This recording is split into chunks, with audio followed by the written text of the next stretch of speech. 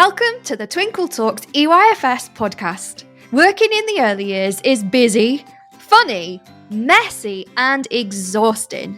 Join me, Shana, some of the Twinkle EYFS team, special guest speakers, and other early years practitioners as we talk honestly about our experiences.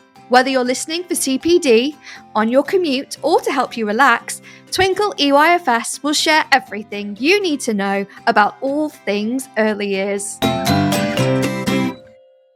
Hello, lovely listeners. It's Shana here from the Twinkle Talks EYFS podcast, here to bring you another great episode that will hopefully empower your practice and give you a little bit of laugh at the same time. Now, we are going to do another two-parter with the lovely Julia and Louise from the CPD team. This time, we're going to be doing 2 episodes on fine motor skills because it is a massive subject and, of course, there is a lot to cover. So we don't want to miss anything. So we're going to do 2 episodes. So that part 1 is happening in this episode. But before we get there, we are going to do something that we haven't done in a little while. So I'm glad we brought it back. For the past couple of weeks, we've had lots of lovely days that celebrate Galentine's, Valentine's, and all sorts. And we thought it would be a lovely opportunity to share the love with our practitioners and our colleagues. So a couple of weeks ago, I put on social media a question about who should we share the love with and why. These are some of your responses. Isabel would like to share the love with Katie, Louise, Sarah, and Hannah. She says we might not work together, any of us, anymore, but we're still awesome. Claire would like to give a shout out to the Cranham, Catkins, and Cranberry girlies because they're all awesome. Heather would like to give a big, lovely shout out to Becca, Lily, Laura, Jane, and Rosie. And she says they make me so proud of our team and work so hard to support the children and their families. Amanda wants to share the love with Megan, Katie, Sarah, Anna, Kelly, Cassie, and Sophie. An amazing team who worked so hard. Claire wants to give a big shout out to Karen, Emma, Sarah, Sally, and Brooke, and everybody who I work with. She says they are amazing and I can't thank them all enough. Kathy wants to give a big shout out to Jenny, Rachel, Leanne, Emily, Hannah, Neve, Shannon, Michaela, Sean, Kellyanne, Katie, Cindy, Mandy, Lindsay, another Katie, Lucy, Emily, and she says they all deserve my love as they are amazing at looking after our little people. And last but certainly not least, Heidi would like to give a big shout out to all the team at Early Birds Nursery Billington for recently getting outstanding Ofsted and looking after the children and their families so well. I can't thank them enough for all their hard work. And she also gives a big shout out to Philippa and Becca.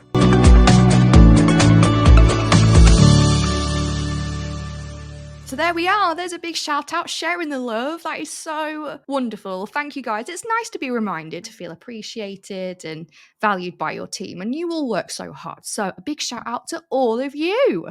Okay, now we've got that done. Let's move on to our main event. And we're going to start with part 1 of Fine Motor Skills with the wonderful Julia and Louise from the Twinkle Early Years CPD team.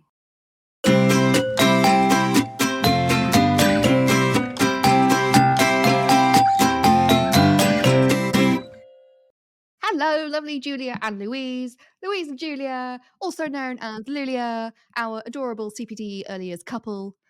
Wait, no, couple sounds like you're together. Our adorable early years CPD. Couple of educators. Couple of educators. I love it. Yes, exactly. How are you, first of all? Good. Yeah, Doing great. well. How are you, Thanks. Shana? Hi. Thanks for welcoming us back. No, you're welcome. You're welcome. I'm doing good. And even more for the better for seeing you guys, obviously. Now, it's no secret that these CPD episodes that you do are very popular. Okay. People are loving the info that you one's giving out. So we're going to do another 2-parter episode where we talk about a massive topic and see if we can break it down. Does that sound good, ladies? Let's go. We're Sounds great. excited. Let's do it. Okay, so the big one that I'm sure everyone is going to be familiar with already is motor skills. In particular, fine motor skills. Because it's massive, isn't it? And there's so much to even think about, learn about, talk about. Where do we even start? How about we start here? Because it's usually bigger than fine motor skills, isn't it? It's motor skills as a whole. and it starts with gross motor skills. So let's start there. What are gross motor skills? Well, gross motor skills is a great place to start because they are essential in creating a really firm foundation for fine motor skills. So it's a great place to start, Shana. They involve the large muscles of the body. So that's anything including arms, legs, upper body. But not only that, there are actually two parts with gross motor skills because there's obviously the body strength side, which would include all of the different muscle groups throughout the body. But there is also body awareness, which is where a child or an adult understands where their bodies are in space, any changes to their position or movement, and learn how their bodies move. So there's two different elements to gross motor skills. And as I've already said, they're really essential in forming a firm foundation for fine motor skills. I would say when you're talking about fine motor skills, you're going to be thinking about developing before focusing on the intricacies of fine motor skills, even though they are linked and interwoven with each other physically. So that sort of sums it up. Oh, no, it's very good. I'm just thinking that I know it sounds really strange, but the one word that's stuck in my brain is legs. How on earth do legs have anything to do with fine motor skills? Well, because they're forming the firm foundation of holding your body and balancing yourself and Oh, yeah. being able to go up high and go down low to, when you're thinking about where we're all working towards with mark making and things, you need to have a really strong core sense of body strength, whether it be in your legs or your arms or your shoulder, to be able to make marks and be able to write and be able to sort of be aware of where all your different parts of your body are. So it's probably more or less about the stability and control of holding your body. That makes total sense. So, as you sort of think about development of gross motor skills, they're going to be an ongoing focus as the child continues to develop. It's not that they come sort of first and then fine motor skills sort of kick in and you start focusing on that. Gross motor skills should be developing with the child all the way through because the body needs to support, because the body is changing and growing, and children obviously are growing at a fast rate. So developing gross motor skills should be a big focus throughout early years. So if we're thinking about babies and where babies start, they start developing the skills needed to be able to hold themselves, so to lift their heads up, to move their legs, to roll over, and eventually to be able to sit unaided and then walk and move. And then later down the line, and we'll go into this a bit more in detail in a little while, as children develop further into sort of 3 or 4 or maybe school age, they're developing a range of different movements with their large muscles and their bodies. Great. So there's obviously a lot to go on there. And also, how much growing does a child do from the age of birth to 5? Like, that's a rhetorical question, I mean. Like, that is a lot of developing going on. So I suppose their fine motor skills will also develop at the same rate, like, because they're still literally growing. Don't we grow until we're like 18 anyway? Like, our bodies continue to grow, our muscles, our bones, everything. And our brains as well. They say that our brains continue to develop far beyond when we turn 18. So, I mean, there's no definitive end and beginning of these things. And I think that's a really important point to bring up. Like, a huge thing to remember is that every single child will develop at a different rate, because it's something that's very easy to do with gross and fine motor skills is compare children. And you don't want to say, oh, well, this child can do it at this age. That means that my child is behind or my child is ahead. And there's no such thing in a lot of ways, because every child is different and every child will develop those skills at a different rate. So you just need to take them as individuals and be careful about comparison. Yeah. And like you say, also, it's kind of a lifelong skill that we're going to be developing for up until we're adults anyway. So we will continue to change and develop. So that's good. That's really important. So if the larger muscle groups in terms of like balance and stability and movement coordination, that's your gross motory stuff. What's your fine motor stuff then? So fine motor skills involve small muscles working together with the brain and the nervous system to control movements in various parts of the body, so such as the hands, the fingers, even the lips, the tongue, and the eyes. So they go far beyond the movement that we can actually see. And it's actually also, they rely on children's cognitive skills. So that's their mental processes that allow them to basically understand and deal with and process information. And cognitive skills help us to solve problems, for example, or make decisions. And they're essential for fine motor skill development. So it's really important for children to understand kind of the information that they process, and then they coordinate their fine motor skill movement. So it's all those things like when we're asking a child to walk down the stairs, for example, we just sort of as adults, we do it unconsciously, right? But as a child, they're taking in that information, they're learning, right, I've got to lift this leg up, I've got to put this foot down here, I've got to put this hand on the handrail, and they're doing that all consciously. Not necessarily consciously all the time, but it's a lot of processing that goes on that we can't see. Definitely. Like, there's a lot of cognitive processing that they're dealing with, especially I think of when children are going maybe up or downstairs they've never been before, or like a spiral staircase. You can really see their, like, the cogs turning, essentially being like, oh, how am I going to navigate this? And also, stairs are often not made for little children, so they have a lot of a harder time than we do stepping up and down.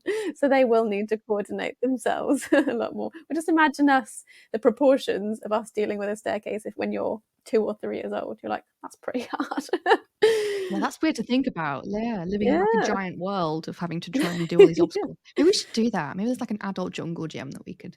That would be quite Yeah, fun. Actually. exactly. It's just like when you imagine going to the like those big kind of assault courses, you're really working a lot harder to think, how am I going to navigate this big space with my body? So there you are. So basically, children are just doing Ninja Warrior every day, or Gladiators. 'Cause that's on telly now, isn't it? So it's just it's back. Gladiator after our kid. It takes a lot of cognitive processing. Remember There that. we are. I love it. So great. Are there different kinds of fine motor skills that kids need to learn? Yes, so there's sort of 7 different areas, particularly that we have been focusing on. So they are finger strength, hand strength, the development of the wrist. Obviously, gross motor skills we view as part of it, even though obviously it's focusing on the larger muscles and the body awareness. It's included in fine motor development, hand-eye coordination, and then moving into sort of the finer parts of developing your motor development is the use of scissors and mark making. Nice. And I'm sure that's what part 2 is for, right? We'll go deep diving into those 7 aspects. Exactly. Yeah. Nice. And see what they look like in practice and how it can support Very them. exciting. I like it. Okay. I'm hoping for some practical activities in that episode then, ladies, just saying. Oh, definitely. Yes. So we've got what seemingly looks like 2 separate skills, gross motor and fine motor, but they must be connected somehow. Do they work together?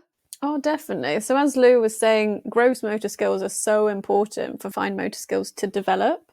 So they both involve, coordination and development of muscle groups. So they work hand in hand. You can't have one without the other. And that's often why if a caregiver will come up and say, I'm really concerned about my child not being able to write yet, we will go back and actually see, well, how have they developed their gross motor skills? Do they feel confident in making those movements? Because you can't skip forward too many steps if they haven't gone through that process.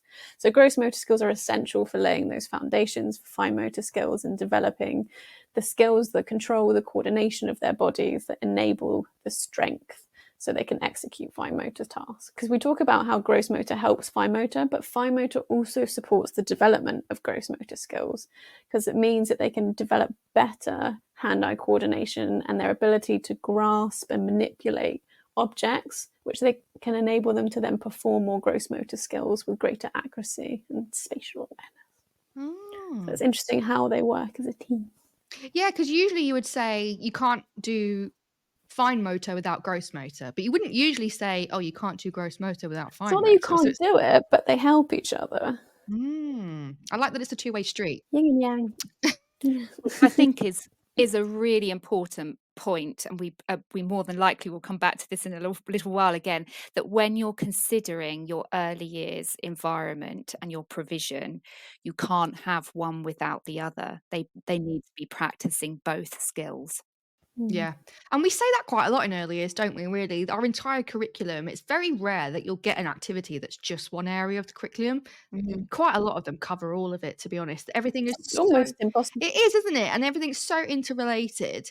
And of course, we know gross motor skills are important for, the physical development side, and fine motor skills are really handy for things like mark making, expressive arts and design, and writing and literacy. But why are those skills so important for other things as well, or just in general? So they're important for everyday life. Fine and gross motor skills help us. You probably don't even realize all the things that they help us to do every part of our day, and they help us to perform many essential tasks. For example, self-care tasks, so tying your shoelaces, brushing your teeth, washing your hands, feeding yourself, all of that is both fine and gross motor skills. Accessing daily tasks and routines, so being able to turn the pages of a book, being able to type on a keyboard or on a mobile phone. You're using really intricate movements in your fingers and your knuckles, and you've got the strength in your hand to be able to do that. Other things like maintaining a healthy lifestyle and being active. Without the strength and the awareness of where your body is, then you wouldn't be able to move in the same way. So it helps you to maintain a healthy lifestyle, as well as developing, obviously, all the physical skills and the strength and the endurance and the stamina, and ultimately being able to become independent with many different aspects of life and to be confident in being able to do them. So, loads of different ways of why they're essential and why they're important. And one other thing is it helps children, well, and adults, to develop socially, because they're using their motor skills quite often to develop social interactions with each other. So, for example, kicking a ball to someone else, completing a puzzle together. They're actually, whilst they're developing their motor skills, they're actually developing socially as well. It's just like learning how to use your body, isn't it? Motor skills is just use the big parts of your body and use the little parts of your body, like your And they fingers and your work toes. together. And yeah. But if you sit and think for a minute, like how much we do use different parts of our bodies every day, I think Yeah. we'd be really surprised. We just take it for granted, don't we, often? Yeah, and we're just lucky that, yeah, like you say, we've got an early years that knows about this stuff really well, and I think we do fine and gross motor skills really well. It'd be really nice, I think, to see it more in the national curriculum, because I think early years have a lot to like show how well we do it, and there's no reason why it still can't be done in like Key Stage 1 and Key Stage Mm. 2, Key Stage 3, and just keep it going. So that'd be really fun. In a way, we're still learning to use our bodies as we go into adulthood. And Yeah. I Mhm. always think back to things like, if you don't have enough body awareness type activities when you're younger, things like rolling down a hill and being able to place yourself and know where parts of your body are and be able to monitor how your body is moving as your head's moving. If you don't have a lot of that development when you're younger, you find things like going up in a lift and going up on an escalator really challenging, because your body's having to work really hard to know where it is and place itself. So I think even going into adulthood, you can still develop many aspects of fine and gross motor skills to support day-to-day tasks. Yeah, and even just for hobbies, like I'm not even gonna lie, like when I'm an adult, I do aerial sport now. I didn't do that when I was a kid. Mm. But, that's like doing trapeze and hoop and silks, and basically I'm just like Zendaya on the weekends now. But, that's an adult thing. That's gross Yeah. motor skills. Yeah. I'm learning things that I can do with my body that I probably necessarily shouldn't do, but it's fun. I didn't know I could do it. Let's And try. being able to go upside down for a prolonged amount Yeah. of Oh my god, yeah. time, and your head's okay with that, that's Mm. huge. Mm, we're getting there, yeah. Yeah. No, but it's fascinating. I think that every time if I ever go to like a yoga class, you always think, yeah, yeah, I'm doing exactly what you're doing. And then they come over and adjust you and you're like, "Oh, okay, I clearly wasn't doing what you were doing." And it's still a process, you're still learning. Yeah, this is it. And it's like a journey, speaking of. It's a journey. Where does it begin, and does it look the same? Because obviously the first 5 years of life, obviously a lot happens and a lot of development happens, especially in motor skills. So have you got a kind of a brief outline of maybe how it could look? So we did try and put something together, but we want to make it super clear that every single child will develop different rates. These skills will develop differently, and it's just so important to meet children where they are so they can gain confidence and build strength in their movements before moving on to more challenging activities.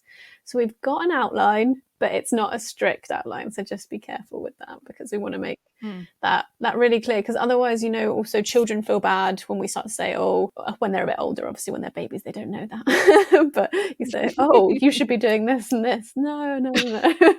That's fine. They're okay. So as soon as babies are born, they start to develop their gross motor movements, and they start to move their arms and their legs, and they enjoy the space and the freedom of movement. So it's a lot of tummy Which time. actually, sorry to interrupt, Julia, but actually they will have started all of that before they're Yes. born, actually, won't Yeah. they? In the womb. There's a lot of in the movement in womb. there. Yeah. Yeah, your poor mum's getting kicked and all sorts from the inside. Yeah, I've seen those TikTok videos. Weird. They're already excited to get moving. Yeah, They enjoy definitely. the freedom and the space. Yeah, so as soon as they're out, then they're going to do more of that, and they enjoy kind of strengthening those muscles, their arms, their legs, and of course their necks, as they learn to hold their head up as well, because the head's very heavy. So they'll develop their positional awareness as well, and kind of start to understand their own little bodies, as they start to grasp onto things with their hands too. So little things that they might be doing, as well as kind of closing and opening their fists. They might be bringing things to their mouth, transferring things between their hands, stretching and moving their legs and arms, starting to lift their head and turning their head, rolling onto their back, to their tummy. So lots of things just in their first year. But shaking and banging toys, sitting up, reaching for objects as they get a bit older, and then beginning to crawl as well in that first year. But there's lots of different things that they'll start to be doing in their first year of It's loads. exploring. Yeah, it is. It is a It's a lot. crazy 12 months. It is mad how quickly it happens, which anyone will know when they've kind of looked after a baby or had a baby or been in contact with a baby. Just like incredible to see how their development. Honestly, I'll go and see my friends who are loads of my friends have got babies now. And I'll go and see them when they're newborns and they're very cute. And then a couple months later, I'll go see them again. I'm like, who is this child? It's mad. How do they? They're walking? They're hang on, they We're can just say my born. name? What's happened? It's so speedy. It does happen very quick. It's so surprising. But they're constantly learning at that age when they're little. We just can't necessarily see or understand it. So what happens after 1? So then, once they reach sort of from around the age of 1, I mean, we've talked about the speed and the pace at which they're already learning before that, but they develop at a great Oh no, pace. does it get quicker? Well, they just once they're able to take those first few unsteady steps, and then they Oh they yeah. start to cruise and to walk. The world is their oyster. They're off. So You can't catch them. Yeah, exactly. they're quick. So they start to get further control of their fingers and their hands, and they develop greater hand-eye coordination. They start to clap and to wave and to point and to pick up items and to begin to stack them. They start to be able to move to a standing position, and then to squat and hold themselves, and to sit unaided, which is a massive step. And then they start to bring their hands together to the midline of the body and coordinate them more. And then eventually they might start to pick up speed with their walking a little bit more and start to run. You're telling me. Dun, dun, dun. Although it might be a bit unsteady. So there's a bit? lot. Yeah. When you see them running for the first time, you're like, oh dear. Oh, it's the plod. It's the cutest thing I've ever I seen know in the my life. noise. Yeah. So there's a lot of gross motor development going on around that age. Parents of toddlers, if you're listening. Oh, I know. You'll know Beware. that. It's coming. So what happens after that? Surely they slow down. Definitely not. Between the ages of 2 and 4, they continue to develop, and they'll develop their coordination even further as they start to run a bit faster, jump, climb, balance on one foot. I mean, that's always very cute as well. My nephew was saying he was balancing on one foot, but he was holding onto the sofa. So didn't want to put that out to Oh, him. no, that's a clever boy. He's just using the things around him. He's clever. Yes. He's developing his body awareness and his proprioception. Yeah, he's getting there. He's getting there. I said that to him and he just looked at me confused. It was weird. So they also begin to manipulate more objects and do different range of movements, such as holding kind of like chunkier writing tools or threading, and they'll do more of self-care tasks as well. So, for example, putting on their own coat and unzipping it. A great one might have been if you've seen that video where you put the coat on the floor and they put their hands in, they flip it over themselves, and they're so proud. Yes. And they get zips in their eyes because they've whipped it too quick. Well, yes. If they're around other children, yes. You have to have a bit of or a me. zone. It happened a lot. Yeah. Really? No. Yes, I had to wear goggles. I had to right, kids, warn me if you're putting your blooming coats on because I need to keep my eyeballs today. They just whip it so fast. Oh dear. I've never experienced that. You don't want it, it's fine. No, I think I'm good. And they'll, turn pages in a book one at a time, because when they're a little bit younger, they might do chunks, and they'll be able to do that a little bit easier. And they might start to use scissors, make snips, and cut along a straight line, complete kind of different types of puzzles, screw and unscrew lids as well. So lots of different new tasks that they'll be trying between ages of 2 and 4. Lots of development. Nice. So then what? Are we getting on to writing yet? We're talking about motor skills, and people are probably thinking, hang on a minute, hello, motor skills is writing, mark making. We're not even there yet. In between those ages, they'll start to pick up chunkier ones often. It will depend on, like we said, every child's individual development, but they might have already started to use chalk and things outside and kind of do those different types of Rollers crafts. and paintbrushes and Still things. So preparing them for they'll be able to do things like This that. is it, isn't it? All of this might not seem relevant to reading and writing or whatever, but actually, I always used to say to my staff members, if a child can't wipe their bum, then what's the point of putting a pencil in their hand? Come on, gross motor skills. Using, do you know what I mean? Using the arm. Don't laugh at me. What are you laughing at me for? Using the arm and the shoulders. You wipe your bum. No, but that is an example of muscle Yeah. strength that they will be needing to do. So there's Exactly. if they're not able to do certain things that require their gross motor strength, then you don't want to rush them to holding a pencil, because they might not have that shoulder and core strength, and that will actually just, they'll struggle. You don't want to rush them there. No, we'll take it to step by step. We don't want to jump a few steps. Start with wiping your bum. There you go. Then maybe that should just be a mantra for life. No, I'll continue. That's all anyone's going to take away from this. Maybe. Yeah, maybe. I mean, look, they take what they take from it. We've got no control over that. But after 2 to 4, we're getting our kids ready for full-time school now then. Surely there can't be anything else. Well, by that stage, children are more likely to be able to perform a range of movements with balance and coordination. So they will be able to manage a more precise, smaller motor movements and use a range of tools. So they will be more likely to be using things like scissors and pencils to make marks. And like we were just saying, they'll have more access to a range of self-care tasks that they'll be able to do increasingly confidently and independently, and much easier for them to do. So they'll be moving in a range of ways. They'll be able to hold and cut with scissors, probably creating different shapes and following different lines. They're more likely to be able to use a knife and fork and cut their food on their own, place items, like smaller items, into containers, feeding them through, like posting into small holes.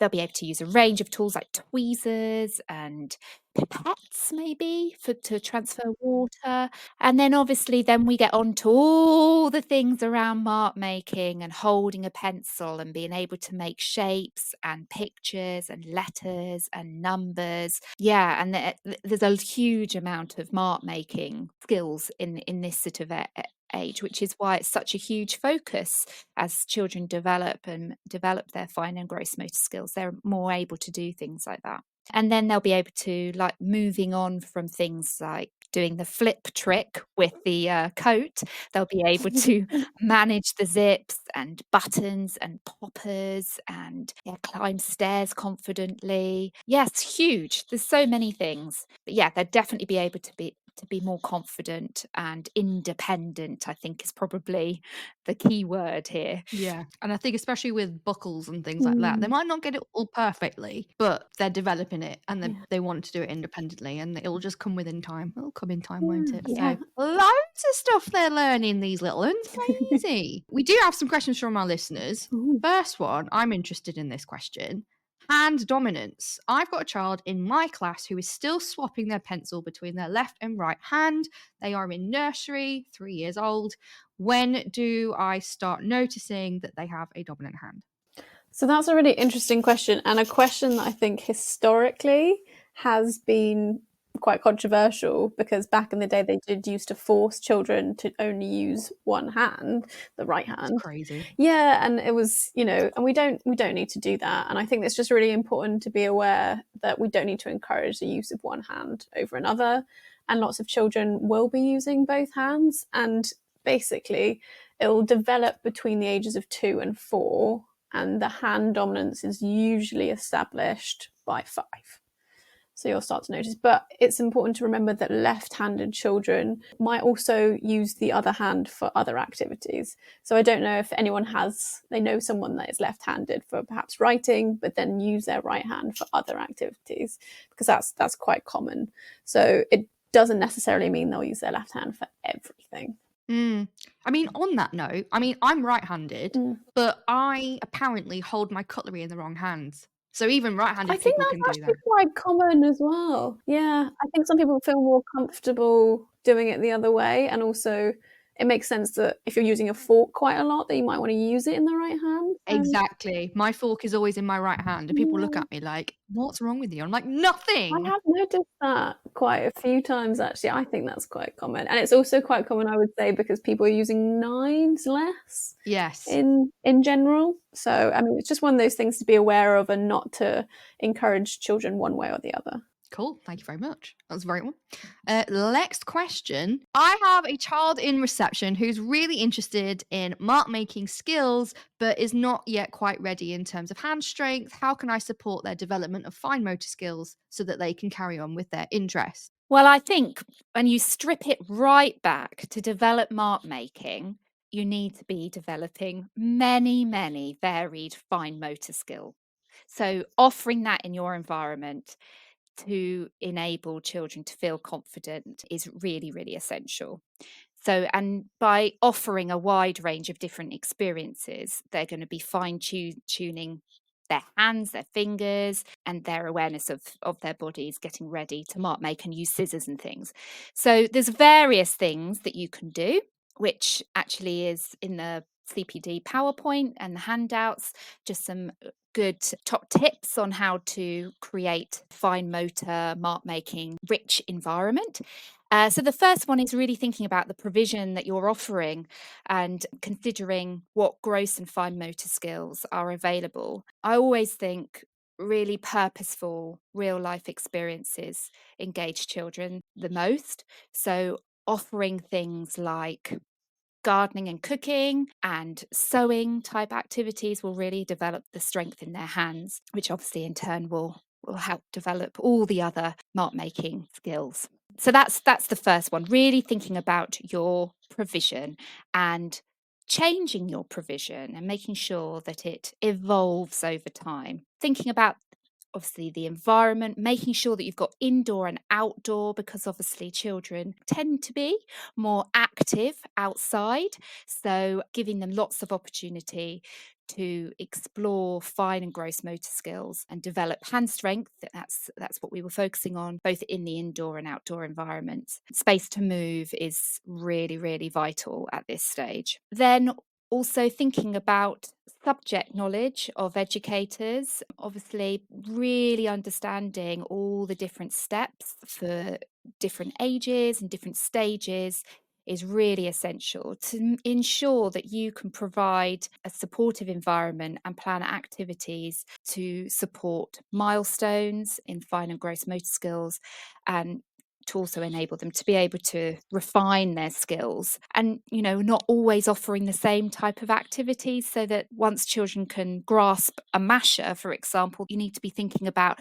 how to put other things into the environment or offer other activities that will enable them to take what they've learned but refine it in some way. So things like tweezers and pipettes and trickier tools, for example, will develop the hand strength of young children. Modelling and supporting, hugely important. So having adults alongside children to be able to tailor it to individual needs and next steps, and thinking about how to adapt activities and increase or decrease the challenge. And actually, we've got some lovely fine motor skill activities available on site that are both adult-led supported activities as well as activities you can put in continuous provision, and on all of them they offer ways to adapt the activities to increase or decrease the challenge, whether it's through tools or whether it's through level of support. So by doing that, you're obviously going to be encouraging children's confidence and willingness to try, and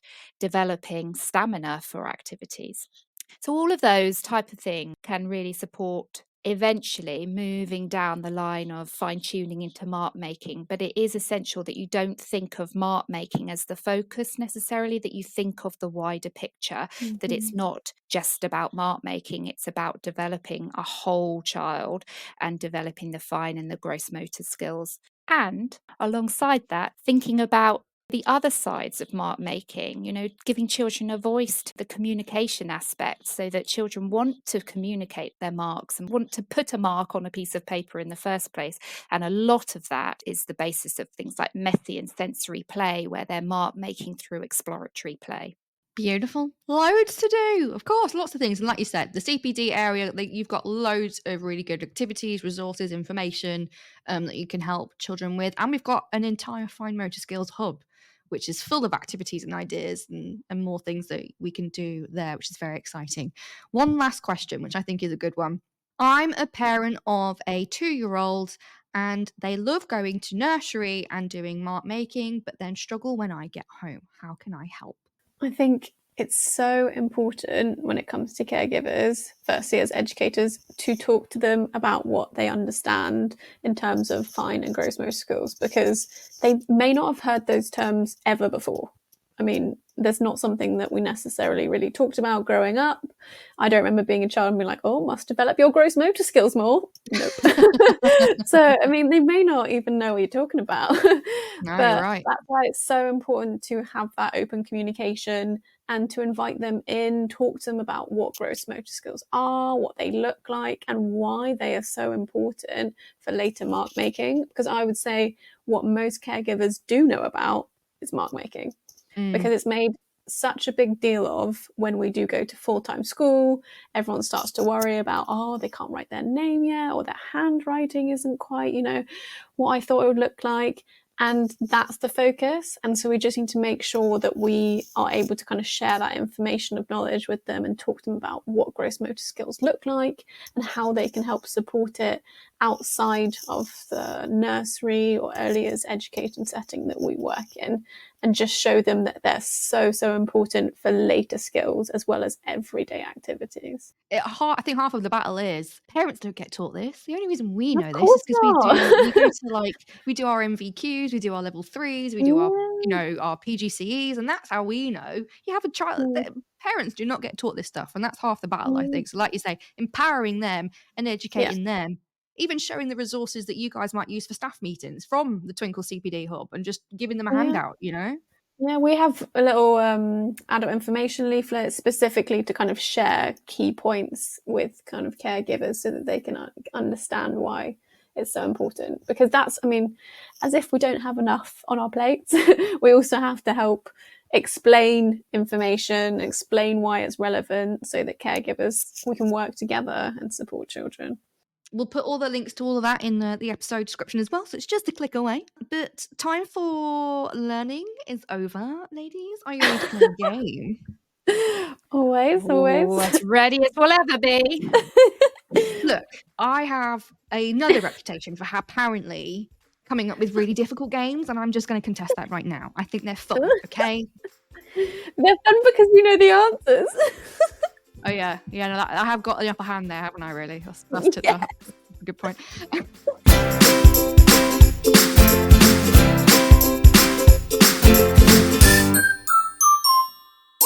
But actually, this one's a little bit different because this was a game that was posted on our social media a couple of weeks ago. So our listeners have been joining in with us, and hopefully they're listening to see if they can get the answer. So I am going to show you an image, ladies, and for this exercise, join in the podcast as well if you haven't already at home. I'm going to ask you to get a pen and paper.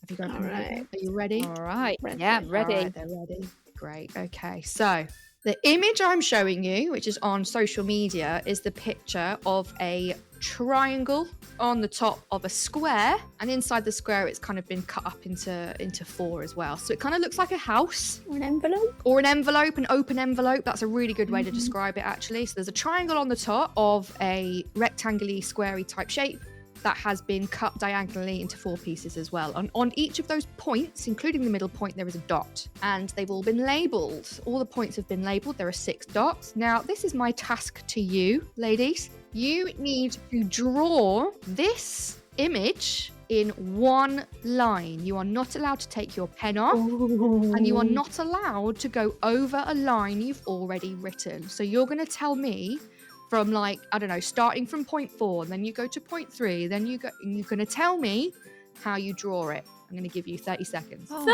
seconds. Anyone want to try? Anyone going to start anywhere? Oh yeah, I'm starting. You want to speak out loud and tell me out loud? I what think you're I'm doing? already wrong though.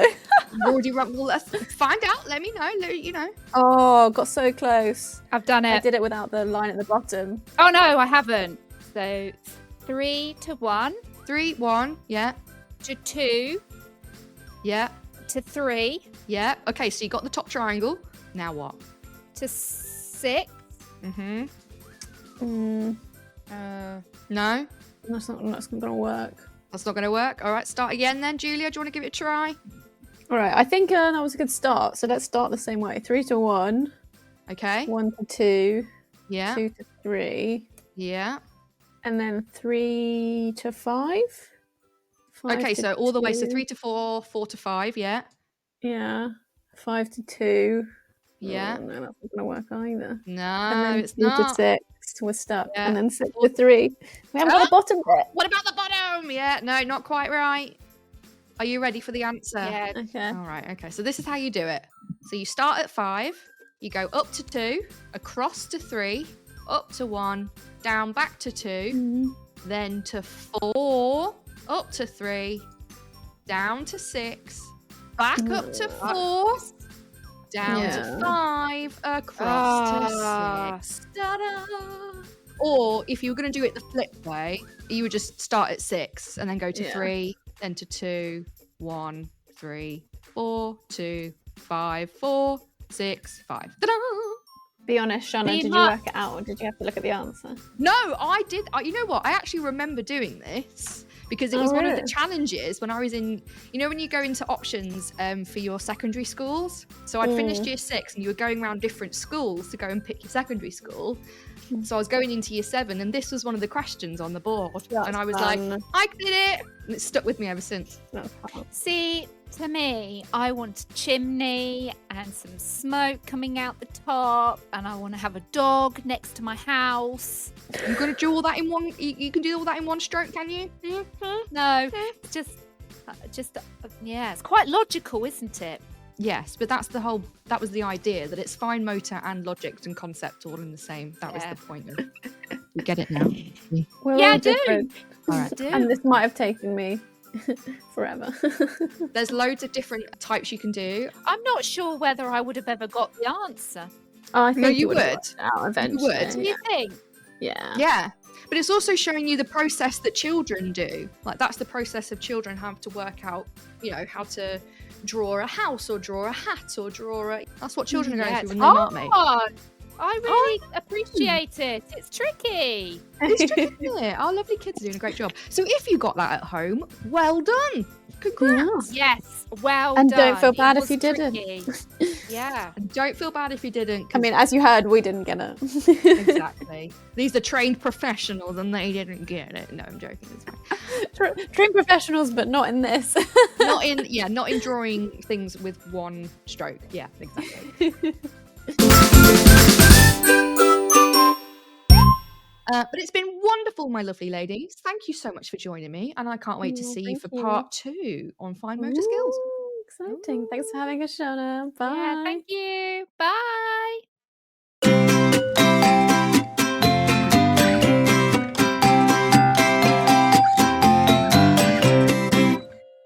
Amazing. Thank you so much, lovely girlies. A lot of information was covered in there, of course. So it might be overwhelming, but don't worry. In the episode description, we've got all of the links to the Fine Motor Skills Hub, all of the resources that they were talking about. If you want to, go and have a look, use them for staff meetings or whatever you want to do, it's all there for you. What's also there for you is a link to the social media game I did about the open envelope, drawing the shape without taking your pen off the paper. Go and have a go. And I just gave you one example of how it could be solved. There's actually quite a few ways you could have done it. So if you've got a different way and you were able to figure out that little fine motor riddle a different way to me, let us know on socials or come and contact me and let me know how you did it. And it's cool, isn't it? It's nice to see the different ways that brains work and how there's actually quite a lot more to fine motor skills than we actually maybe originally thought. So we've all learned lots there. Very exciting. The next episode, that will be with the Twinkle Earlier CPD team. That will be part 2 of fine motor skills, and we'll really go into the different kinds of fine motor skills there and give you a bit more detail and also give you some ideas for activities. So until that time, I hope you have a wonderful day, and I'll see you real soon. Bye.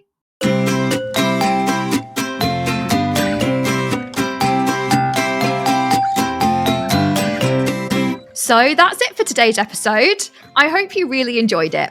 If you would like to join in or would like to know more, then come and find us on our social media sites. We have a Facebook page, Facebook groups, an Instagram, TikTok, Twitter, Pinterest, and YouTube. All the links of where to find us will be in our podcast description. Come and join the conversation. And whatever you're doing today, I hope you have a great day.